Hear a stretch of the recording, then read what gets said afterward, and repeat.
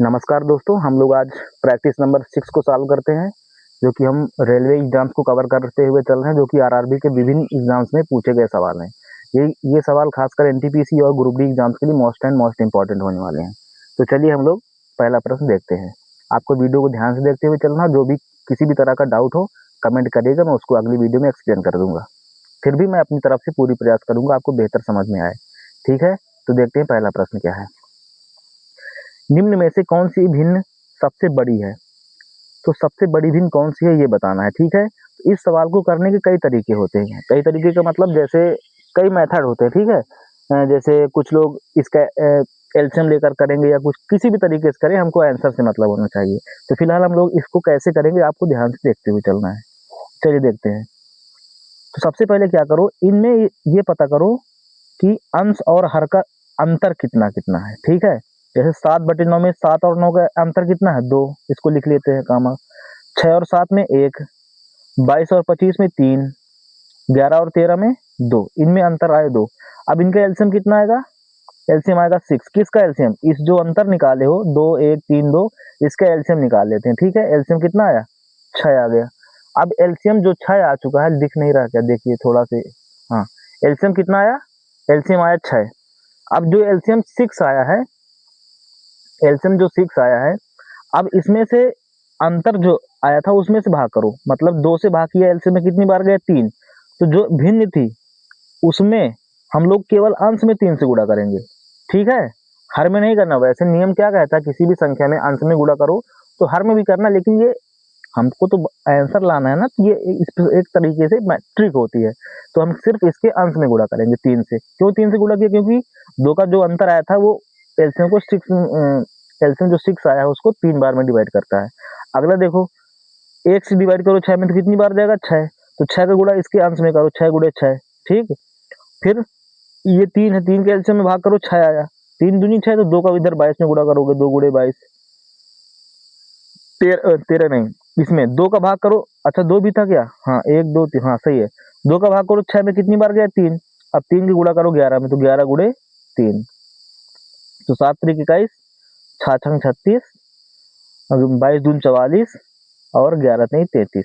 तो ये हमारे अंश अंश के आंसर आ चुके हैं कि अंश में इतना इतना आया। ठीक है, अब एक थोड़ा से समझिए कि केवल अंश से ही हम बता सकेंगे। अब तो इन अंश में जो सबसे बड़ा है वो सबसे बड़ी भिन्न होगी, जो सबसे छोटा है वो सबसे छोटी भिन्न होगी। तो 44 सबसे बड़ा है, तो 44 कौन सी वाली भिन्न का था? तीसरा वाली, मतलब पहले दूसरी तीसरा। तो ये वाला आंसर यानी 22/25 इनमें सबसे बड़ी भिन्न हो जाएगी।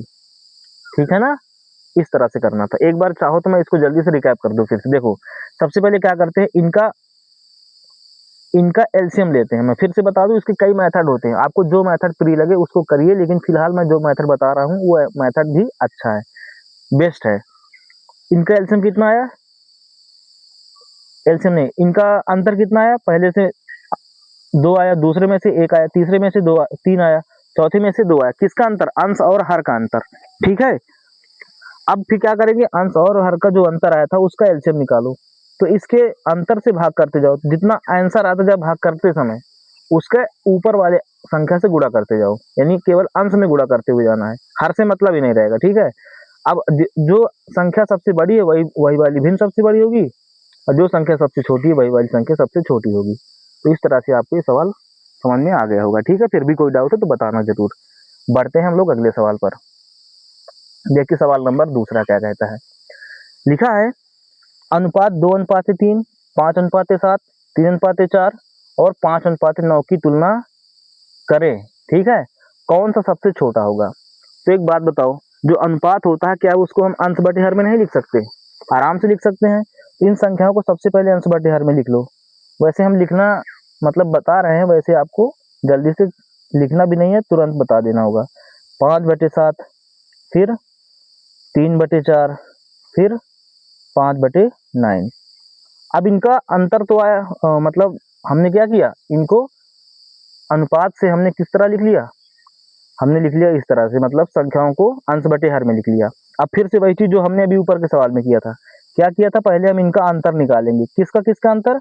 अंश और हर का अंतर। 2 और 3 का अंतर 1, 5 और 7 का अंतर 2, 3 और 4 का अंतर 1, 5 और 9 का अंतर 4। अब इनका एलसीएम बताओ कितना आएगा, इन सभी का एलसीएम जो अंतर निकाले हो इन सब का एलसीएम कितना आएगा, तो इन सब का एलसीएम आएगा 4। ठीक, अब 4 से 4 में भाग करते जाओ, भाग करते जाओ, जो भागफल मिलता जाए उसको इसके अंश में गुणा करते जाना, सभी संख्याओं के अंश अंश में, केवल हर से मतलब नहीं है, केवल अंश में गुणा करते जाओ। तो 1 का भाग करो 4 में कितनी बार जाएगा, 4 बार, तो 4 बार गया तो 2 का गुणा करो, 4 दूनी 8 आया। इसमें आओ, 2 का भाग करो 4 में 2 बार गया, 2 पंचे 10। 1 का भाग करो 4 में 4 बार गया, 4 3 12। 4 का भाग करो 4 में 1 बार गया, 1 पंचे 5। अब इनमें हमसे पूछ रहा था सबसे छोटा कौन है, तो जो एलसीएम मतलब जो ये आया है, क्या बोलते हैं, अंश में गुणा करने के बाद जो आया उनमें सबसे छोटा कौन सा है, उनमें सबसे छोटा 5 है। 5 किसको रिप्रेजेंट कर रहा था, लास्ट वाले को, मतलब 5/9 को, मतलब 5/9 को, 5/9 मतलब 5/9 को। तो इनमें सबसे छोटा कौन सा हो जाएगा, 5/9। यही इसका आंसर होगा, ऑप्शन नंबर सी सही है। ठीक है, फिर भी किसी तरह का डाउट हो तो बताइएगा जरूर कमेंट में। ठीक, बढ़ते हम लोग अगले सवाल की तरफ, सवाल नंबर 3। ठीक है, देखिए लिखा है, यदि a अनुपाते b अनुपाते c बराबर 2:5:3 और c अनुपाते d बराबर 5:2 है तो a अनुपाते b अनुपाते c अनुपाते d का मान कितना होगा। ठीक, तो चलिए हम लोग कैसे समझते हैं सवाल को। लिखा a अनुपाते b अनुपाते c, अगर आपको ये सवाल करना चाहो तो सबसे पहले अपने मन से करिए वीडियो रोक करके, फिर जब आ जाए तो अच्छी बात है आंसर मैच करिएगा, ना आए तो फिर देखिएगा कैसे करते हैं। और इधर लिखा c अनुपाते d। ठीक, कितना दिया है 5:2। अब एक बात बताओ, जो सी इसके पास है वही सी इसके पास है, तभी तो टोटल पूछ रहा है ना, ए अनुपाते बी अनुपाते सी, तो सी है, वो एक ही बार होना चाहिए। लेकिन यहाँ पे देखो सी का अनुपात कितना है 3 है, यहाँ पे सी का अनुपात कितना है 5 है, तो सी का अनुपात 3 है, इसके इधर और उधर है 5। तो क्या करेंगे हम लोग, सबसे पहले इसका अनुपात बराबर करेंगे। तो बराबर करने के लिए क्या, केवल सी को देखो, यहाँ पे 3 है यहाँ पे सी 5 है, तो 3 5 कैल्शियम कितना आएगा 15। तो देखो ना 3 और 5 का एलसीएम निकालो कितना आएगा 15। अब 15 एलसीएम है तो 15 इसको भी बना दो, 15 इसको भी बना दो। तो इसमें क्या करेंगे 5 से गुणा, और इसमें क्या करेंगे इसमें 3 से गुणा। ठीक, अब एक बात बताओ, क्योंकि ये रेशियो में है, अगर इसमें 5 से गुणा किया तो इसमें भी करना पड़ेगा, इसमें 5 से किया तो इसमें भी करना पड़ेगा। तो इसमें भी करो 5 से, 5 का गुणा इस 5 में भी होगा, 5 का गुणा इस 5 में भी, मतलब 2 में भी होगा। ठीक है, इसी तरह इधर 3 से करे हो तो 3 गुणा इधर भी 3 में हो जाएगा। तो कुल मिला के बन गया 2 पंचे 10, 5 पचे 25 और 3 पचे 15। इधर देखो, इधर कितना बन गया 5 ते 15, 2 तिहाई 6। तो टोटल एक तरह से देखा जाए तो ए अनुपाते बी अनुपाते सी अनुपाते डी। अब इसको सही से लिख दो, ए कितना है 10। ठीक, ए कितना दिख रहा है ना सभी को, 10 है। बी कितना है 25 है, और सी कितना है 15 है, और 15 है ना, देखो सी यहाँ भी 15 है, यहाँ भी 15। डी कितना है 6 है।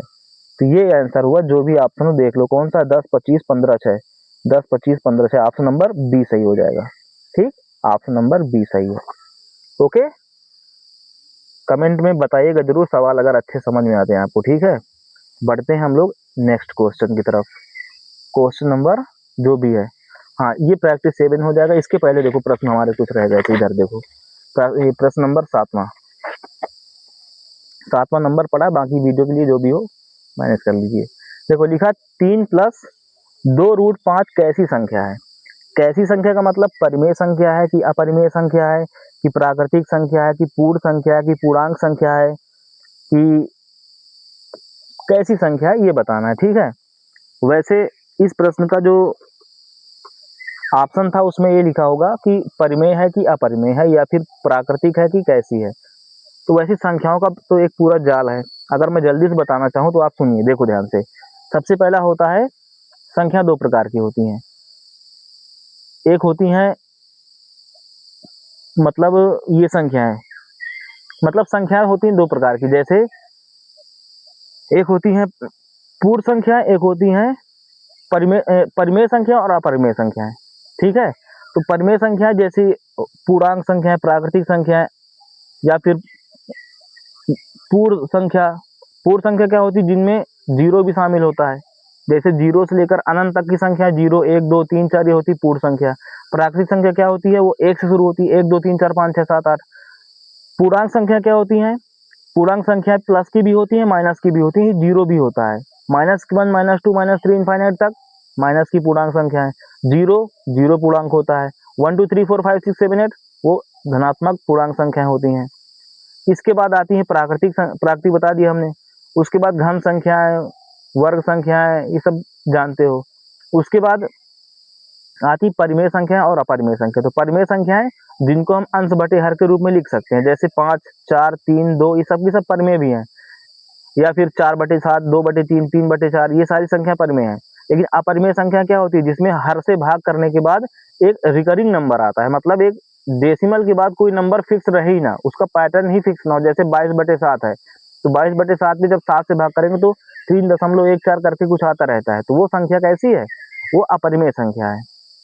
ठीक है ना। फिर भी मैं कभी इसका स्पेशल चैप्टर लूंगा तो आपको विधिवत समझाऊंगा। आज हम लोग इस सवाल को देखते हैं। तो कहा जा रहा है कि ये कैसी संख्या है, तो यहाँ पे देखो, यहाँ पे लिखा 3 + 2√5। ठीक, अब 3 + 2√5 कैसी संख्या है, ये तो परिमेय संख्या है। 3 कैसी संख्या है, ये है परिमेय। यहाँ पे सिर्फ परिमेय और अपरिमेय की हम लोग बात कर रहे हैं। 2 भी परिमेय संख्या है, लेकिन जो √5 है ना, ये अपरिमेय संख्या है। आपने कक्षा 10 का एक चैप्टर पढ़ा होगा, पहला ही पाठ होता है, उसमें सिद्ध किया जाता है, सिद्ध कीजिए कि √5 एक अपरिमेय संख्या है। तो ये अपरिमेय संख्या। अपरिमेय संख्या में परिमेय संख्या से गुणा करेंगे तो वो भी अपरिमेय आएगा। अपरिमेय संख्या में परिमेय संख्या जोड़ेंगे तो वो भी अपरिमेय ही होगा। तो ओवरऑल ये संख्या कैसी हो जाएगी, तो इसका आंसर हो जाएगा अपरिमेय संख्या। कैसी संख्या, अपरिमेय संख्या हो जाएगा इसका आंसर। ठीक, बढ़ते हैं अगले सवाल की तरफ। इसको बताना है अब ये परिमेय है कि अपरिमेय। ठीक है, दो की ही चर्चा हो रही, परिमेय है कि अपरिमेय। तो ये जो संख्या लिखी है 3√5 प्लस 1 रूट के अंदर 125 बटे में √80 प्लस 6√5, ये कैसी संख्या है। ठीक, तो ध्यान से देखो, 3√5 प्लस √125 को हम क्या लिख सकते हैं, हम लिख सकते हैं, जल्दी से देख लो। अच्छा, 5 से भाग करोगे, 5 × 5 = 25, 5 दूनी 10, 2 बचा, 5 × 5 = 25, 5 × 5 = 25, 5 से कम 5, तो कितना आएगा, 5 × 5 × 5 कितना है, 5√5। ठीक, बटे 80 क्या है, 80 है, देखो 2 से काटा 40 बार में, 2 से काटा 20 बार में, 2 से काटा 10 बार में, 2 से काटा 5 बार में, 5 से काटा, तो यहाँ पे देखो 2, 2, 2 दूनी 4, क्योंकि हमको वर्गमूल निकालना है ना इसका। अरे √80 का मतलब क्या हुआ, √80 का मतलब वर्गमूल हुआ। तो 2 दूनी 4, 4√5, तो √80 कितना हो जाएगा, 4√5 प्लस इसमें 6√5, तो 6√5 ही रहेगा, उसको कुछ नहीं कर सकते। ठीक, अब देखिए, तो ये हो जाएगा 3√5 प्लस 5√5 कितना हो जाएगा, 8√5। कितना हो गया ये, 8√5। 4√5 प्लस 6√5 कितना हो गया, 10√5। ओके, अब जल्दी से रूट से 5 कट गया, 2 से काट, 2 चौको 8, 2 पंचे 10। अब बताओ ये कौन सी संख्या होगी, 4/5 आया, तो ये कौन सी संख्या है, ये है परिमेय संख्या। ओके, इसे बोलते हैं परिमेय संख्या। बढ़ते हैं हम लोग अगले सवाल की तरफ। अगला सवाल देखो, 9 नंबर लिखा, प्रथम 10 अभाज्य संख्याओं का योग क्या होगा। व्हाट इज द सबट्रैक्शन या what is the sum of first 10 prime numbers. Okay, तो वो सबट्रैक्शन नहीं, addition, sorry, what is the addition of first 10 prime numbers. तो शुरुआत की 10 अभाज्य संख्याओं का योग कितना होगा। तो एक बात बताओ, अभाज्य संख्या तो जानते हो जो किसी से ना कटे, और अभाज्य संख्याओं को ढूंढने का कोई भी नियम नहीं है गणित में अब तक। अभाज्य संख्याओं को ढूंढ पाने का गणित में कोई भी अब तक नियम नहीं बन पाया है। तो इसलिए हम लोग एक एक करके ही संख्या देखते हैं कि शुरुआत से कौन सी संख्या अभाज्य है। तो सबसे छोटी अभाज्य संख्या तो एक सम संख्या जिसको हम 2 कहते हैं, फिर तुम्हारा 3 आता है, फिर 5 आता है, फिर 7 आता है, फिर 9 नहीं आता, 11 आता है, फिर 13 आता है, फिर 17 आता है, फिर 19 आता है, 1 2 3 4 5 6 7 8, फिर कितना आता है, 23 आता है, कोई छूट तो नहीं गया, फिर आता है अपना 29। ठीक है, अब इसका योग बताना, तो जल्दी से जोड़ के बता दो कितना होगा। ठीक, 2 3 5 5 10 7 17 1 18 3 21 7 28 28 9 37 37 3 40 9 49 की 9 हासिल आया 4 4 2 6 2 8 1 9 1 10 11 1 12 129 चेक कर लेना, आंसर शायद सही है, शायद क्या सही है। ठीक है, मैच कर लेना एक बार। बढ़ते हैं हम लोग अगले सवाल की तरफ। लिखा 400 और 430 के बीच आने वाली अभाज्य संख्याओं की संख्या कितनी होगी। बढ़िया सवाल है, ठीक है, बड़े धैर्य से इसको देखना। वैसे अब हमने अभी क्या बताया आपको कि मतलब कोई भी संख्या जो अभाज्य संख्या है उनको निकालने का कोई फिक्स नियम है ही नहीं। तो इसमें अब ढूंढो अच्छे से कितनी संख्या होंगी 400 और 430 के बीच में जो अभाज्य संख्या है। तो देखो, सबसे पहले हम कोशिश करते हैं, इस सवाल में ना टाइम लगेगा समझने में, धैर्य बना के अब देखिए, तब इस सवाल मतलब चाहो तो मैं इसको दिखा सकता हूँ कि हाँ ये संख्या है, ये संख्या, ये संख्या, ये संख्या, इतनी संख्या बस अभाज्य, बाकी सब भाज्य है, लेकिन कोई याद तो करने की चीज है नहीं ना। इसलिए हम लोग समझ लेते हैं कि 400 और 430 कह दे या कि और भी संख्या कह दे, तो उनके बीच अभाज्य संख्या कुछ हद तक निकालने का आइडिया कैसे लगा सकते हैं। ठीक, समझिए। सबसे पहले हम लोग ऐसे सोचते हैं कि जो जिनको जो जो लगे कि नहीं हो सकता है कि ये अभाज्य संख्या है, ठीक है, उसको हम लोग लिखते हैं। जैसे 401 को मान लो कि थोड़ी देर के लिए हो सकता है भाज्य हो, 403 भी हो सकता है, और 405 भी लग सकता है कि हो सकता है भाज्य हो। 405 के बाद 407 को सोचो, अगर थोड़ी सी लगे कि हाँ हो सकता है भाज्य हो।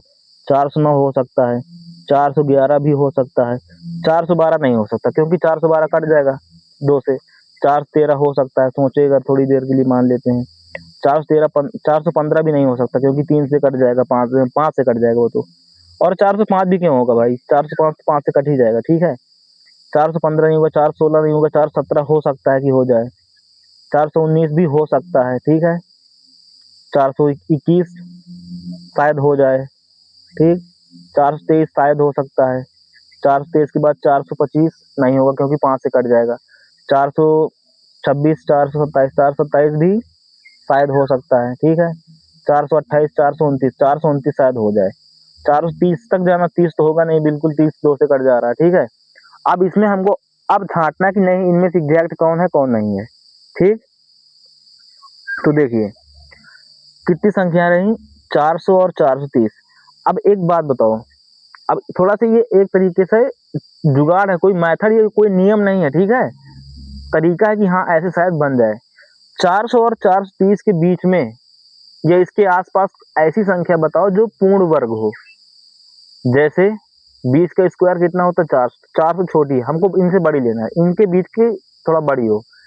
तो 20 का स्क्वायर 400, 21 का स्क्वायर 441 कितना होता है, 441। ध्यान दीजिए इस बात को, 21 के स्क्वायर 441। अब 21 ना, 21 के फैक्टर करो जल्दी से, 21 के फैक्टर करो, 3 से काटो 7 बार में, 7 से काटा 1 बार में, ठीक। तो 3 हो गया, 7 हो गया, 11 हो गया, 13। इनसे अब चेक करना शुरू करो कि इनमें कौन कौन संख्याएं कुल मिला के कट जाएंगी, अगर ना कटे तो उनको हम हटाते जाएंगे। 403, 401 कटेगा किसी से, 401 किसी से 3 से नहीं कटेगा, 7 से काटो, 7 से काटो, 7 से नहीं कटेगा, 7 चौक 28, 7 पंजा 35, 4 नहीं कटेगा। तो देखो पहले 3 से चेक करो, 3 3 से चेक करने पर कौन कट जा रहा है, 4 3 7, 3 से नहीं कटेगा। ये क्या है, 7 4 11, 4 नहीं कटेगा। ये क्या है, 9 4 13, ये भी नहीं कटेगा 3 से। 411 3 से नहीं कटेगा, तो 4 2 6 नहीं कट जाएगा, तो ये तो अभाज्य संख्या हो नहीं सकती, ठीक है। 413, 3 1 4, 4 8, 3 से नहीं कटेगा। 3 से कटने का नियम पता है ना, 3 से वो संख्या कटती है जिनका जोड़ 3 से कटता है। तो हम जोड़ के देख रहे हैं, जो अगर जोड़ 3 से कट जा रहा तो संख्या भी अभाज्य नहीं है। 7 1 8 4 12, 3 से कट जा रहा, ये नहीं हो सकता। 9 1 10 4 14, 4 2 6 1 7, 4 2 6 3 9, ये 3 से नहीं कट सकता। 4 2 6 7 13, ठीक, 4 2 6 9 6 15, ये भी 3 से नहीं कट सकता। अब 3 वाली बात खत्म। अब बात करते हैं हम लोग 9 से चेक करते हैं, उसे 9 से नहीं, 5 तो कट ही चेक कर चुके हैं, 6 से नहीं, 7 से नहीं, 7 से देखो, 7 से अब ठीक है। 7 पंजा 35, 4 39, 5 51, 7 से नहीं कटेगा। 7 चौक 28, 7 पंजा 35, 5, 7 से नहीं कटेगा। 7 में 35, 5 नहीं कटेगा इसमें, और 7 में 35, 5 नहीं कटेगा। 7 में 35, 6, 7 में 30, ये 7 से कट जा रहा है, ये भी संख्या खत्म, ठीक। इसमें और 7 में 35, 6 नहीं कटेगा 7 से, 7 में 35 6 42, 1 बचेगा, नहीं कटेगा।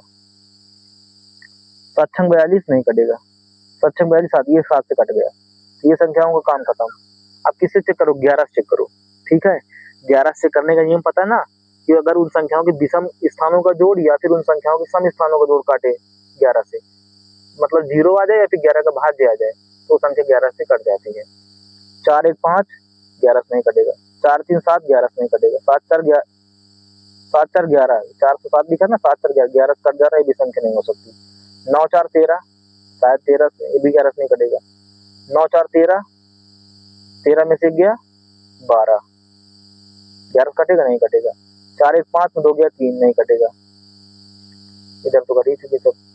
13 से काट के देख लो एक बार, 13 3 39, 13 कम 13 3, 13 3 39, हाँ 13 से देखो कट गया। 13 3 39, 1 40, 1 13 कम 13, 13 3 39 1, ये भी नहीं कटेगा। 13 3 39, 2 1 4 2, 13 से नहीं कटेगा। 13 3 39, 2 41 2, 13 से नहीं कटेगा। 1 2 3 4। अब चूंकि मुझे इसका आंसर पता है, कैसे पता हुआ, तो हम 13 से भी काट लिए। अब इसमें ऑप्शन 4 दिख रहा, 6 भी दिख रहा था, 3 भी दिख रहा, लेकिन अब 4 वाला आंसर यहाँ पे सही है, ठीक है। इसको कहीं ना कहीं मैं थोड़ी देर पहले देख चुका हूँ कि इसका आंसर कितना आ रहा है, इसलिए अब आंसर नंबर 4 होगा। बाकी इसका कोई रूल नहीं था कि हम लोग कैसे संख्या निकालेंगे, थोड़ा आइडिया लगा करके दिमाग से काट के ही निकाल सकते हो। तो 401, 409, 419 और 421, ये संख्याएं चार है जो अभाज्य संख्या है 400 और 430 के बीच में, ठीक है। थोड़ा समय लगा क्योंकि सवाल ही ऐसा है, ठीक। बढ़ते हैं हम लोग अगले सवाल। वैसे मैं अगर चाहता हूँ इसका तुरंत आंसर